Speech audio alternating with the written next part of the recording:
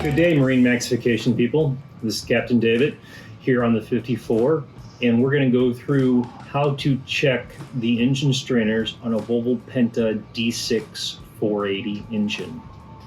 Located down here to my left is going to be the engine ball valve, which we will close.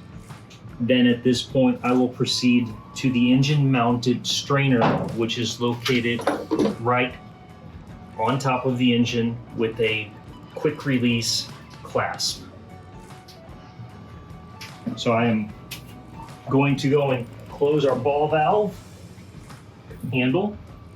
Now I am proceeding to our quick release clasp right here.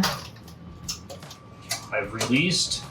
You may need a screwdriver to help break the seal sometimes. Now I have pulled the top off. Keep in mind the O-ring seal so you don't lose that. Now, as we pull out our basket,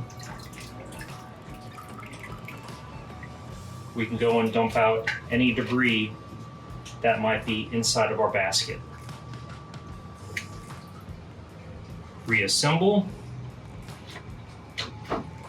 making sure the basket is located properly in the strainer. Our lid, our sealing ring,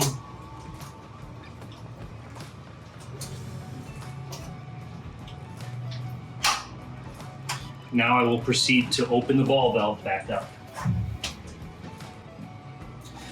This was cleaning out the engine strainer on a Volvo Penta D6 480 engine from the ball valve to the engine mounted strainer.